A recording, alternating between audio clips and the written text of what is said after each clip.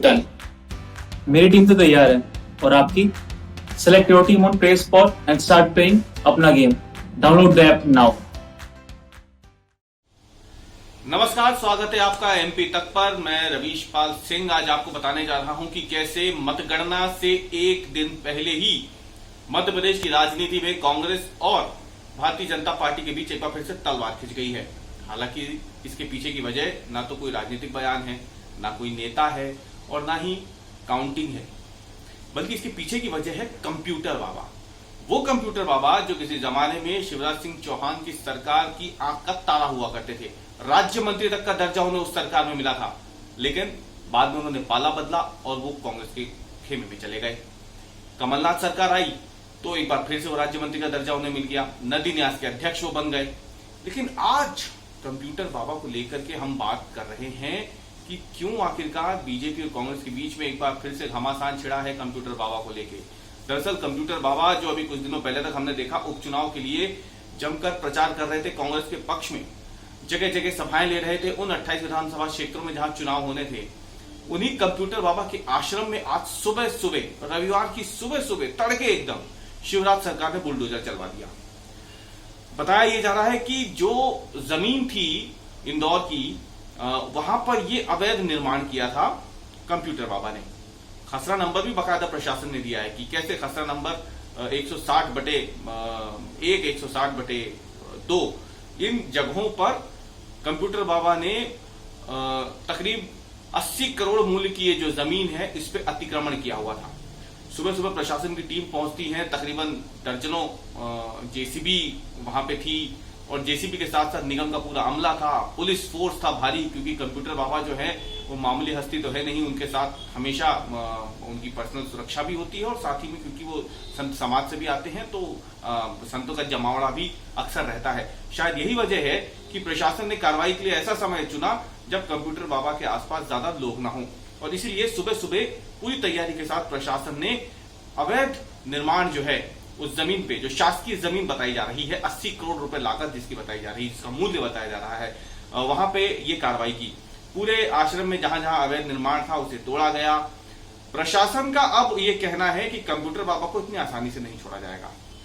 Computer बाबा को बकायदा 151 जो धारा लगती है उसके तहत गिरफ्तार भी किया गया। उन्हें और उनके साथ में जो 5-6 लोग थे उन्हें सबको जेल भेज दिया गया। लेकिन अब कंप्यूटर बाबा के लिए आगे की राह कितनी मुश्किल है, इस पर हम आज एमपी तक पे बात करने जा रहे हैं और आपको बताने जा रहे हैं कि प्रशासन ने क्या क्या चीजें उनके आश्रम से बरामद की है जिसको लेकर कंप्यूटर बाबा की मुश्किलें बढ़ सकती है। प्रशासन का कहना है कि कार्रवाई के दौरान उनके आश्रम से एक बंदूक बरामद की गई है, हथियार, इसके साथ ही एक एयरगन बरामद की गई है। कई महंगे उपकरण उनके आश्रम से बरामद किए गए हैं। लेकिन ये जो बंदूक की बरामदगी हुई है ये उन्हें फंसा सकती है। अब ये पता लगाने की कोशिश की जा रही है कि इस बंदूक का लाइसेंस बाबा के पास है या नहीं, या फिर अगर ये बंदूक लाइसेंसी है तो लाइसेंस किसके नाम पर है और ये बंदूक आश्रम जैसी जगह पे क्या कर रही थी। आश्रम तो साधु संतों के जमावड़े की एक जगह होती है। साधु संत वहां तपस्या करते हैं, वहां रहते हैं, सत्संग करते हैं, भजन कीर्तन करते हैं, दुनिया के कल्याण की कामना करते हैं। तो वहां पे आखिरकार बंदूक का, हथियार का क्या काम था, ये पता लगाने की कोशिश प्रशासन अब इंदौर का कर रहा है। लेकिन यहीं पे नहीं, अब जो प्रशासन ने इन पे शिकंजा कसा है तो वो सिर्फ इस एक जमीन तक सीमित नहीं है। इंदौर प्रशासन के मुताबिक कंप्यूटर बाबा के बारे में उन्हें लंबे समय से शिकायत मिल रही थी कि कैसे इंदौर की जो बेशकीमती जमीन है, खास तौर से अगर आप इंदौर गए हो और आपने एयरपोर्ट के आसपास का इलाका देखा हो जो बहुत ज्यादा विकसित हो चुका है किसी जमाने में, जहां कोई जाना पसंद नहीं करता था, आज वहां पे सुपर कॉरिडोर है, कई मल्टीनेशनल कंपनियों के दफ्तर वहां हैं, यहां तक कि जो आईटी कंपनियां हैं वो उसी सुपर कॉरिडोर पे आ रही हैं। पास में ही इंदौर उज्जैन हाईवे है जहां पे बड़े अस्पताल है, पॉश कॉलोनियां जहां कट चुकी हैं, और यही सुपर कॉरिडोर है जो आगे चल के बहुत ज्यादा विकसित होना है, एक इंडस्ट्रियल कॉरिडोर के रूप में, एक आईटी हब के रूप में। इसी सुपर कॉरिडोर के आसपास की जमीन पे कब्जे का भी आरोप, उसकी शिकायत कंप्यूटर बाबा की प्रशासन को हुई है और कंप्यूटर बाबा के इस के ऊपर जो ये आरोप लगे हैं इसकी भी जांच अब प्रशासन करने जा रहा है। यानी सिर्फ ये इस एक जमीन से नहीं, अब ऐसी और कई जमीन है जिनकी शिकायतें कंप्यूटर बाबा के नाम पर मिली है प्रशासन को, और उसके बारे में अब प्रशासन जानकारी लेना शुरू कर चुका है। जमीन का मामला ही खत्म हो गया, लेकिन अब आगे और क्या दिक्कत आएगी। दरअसल इस पूरी कार्रवाई के दौरान कई बैंक खातों के बारे में भी जानकारी मिली है प्रशासन को कंप्यूटर बाबा के। बताया जा रहा है कि इन बैंक खातों में पिछले कुछ समय में बड़ी रकम ट्रांसफर हुई है। अलग अलग बैंक खाते हैं और रकम छोटी से लेकर बड़ी है जो इन अलग अलग बैंक खातों से जिनका लेन देन हुआ है। ये लेन देन प्रशासन को मिल चुका है।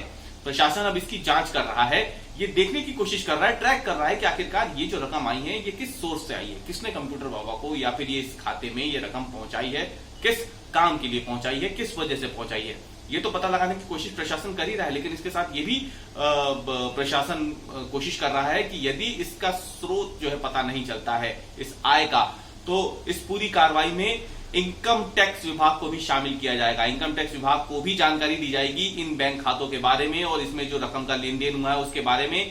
तो कंप्यूटर बाबा की जो मुश्किलें हैं वो सिर्फ इस एक जमीन तक ही सीमित नहीं है जिस पर आज कार्रवाई हुई है, बल्कि उनके नाम से जो शिकायतें प्रशासन को मिल रही है अवैध कब्जे की, अलग अलग जमीनों की, उसके साथ ही जो उनके कई बैंक खाते सामने आए हैं जिसमें रकम का लेन देन है, उसके बारे में भी प्रशासन जानकारी जुटा रहा है। और इसके अलावा आश्रम से जो हथियार मिले हैं उसके बारे में भी प्रशासन जानकारी जुटा रहा है। तो कुल मिलाकर के मतगणना से ठीक कुछ घंटों पहले ही कंप्यूटर बाबा जैसी शख्सियत पर कार्रवाई करके शिवराज सरकार ने साफ संकेत दे दिए हैं कि माफियाओं के खिलाफ जो वो लगातार मुहिम की बात करते हैं वहां पे अब दिख रहा है उसका असर। क्योंकि मध्य प्रदेश की राजधानी भोपाल में कुछ दिन पहले कांग्रेस के विधायक आरिफ मसूद की संपत्ति का जो अवैध निर्माण था उस पर बुलडोजर चलता है, और महज कुछ दिन बाद ये एक नई घटना सामने आती है जब जो कंप्यूटर बाबा हैं जो कांग्रेस के लिए कुछ दिन पहले तक प्रचार कर रहे थे उनके आश्रम पे कार्रवाई होती है और एक तरीके से तहस नहस कर दिया जाता है उनका पूरा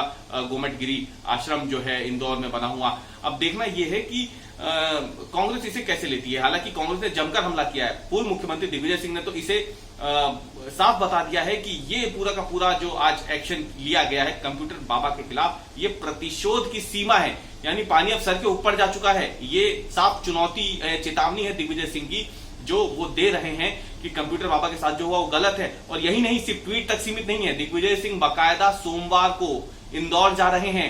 वो कोशिश करेंगे कंप्यूटर बाबा से मिलने की।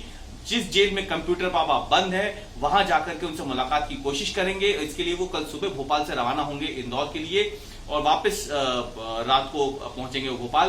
पूरा दिन भर उनका जो है वो कंप्यूटर बाबा कि इसके ये जो कार्रवाई हुई है इस पर ही सीमित रहने जा रहा है। तो साफ हो गया है कि भले ही चुनाव के बाद मतगणना को लेकर के मध्य प्रदेश में सियासी पारा चढ़ा हुआ है, लेकिन इस बीच में कंप्यूटर बाबा पे हुई इस कार्रवाई ने मध्य प्रदेश की राजनीति में नया तूफान खड़ा कर दिया है।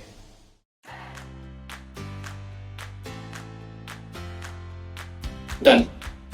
मेरी टीम तो तैयार है और आपकी?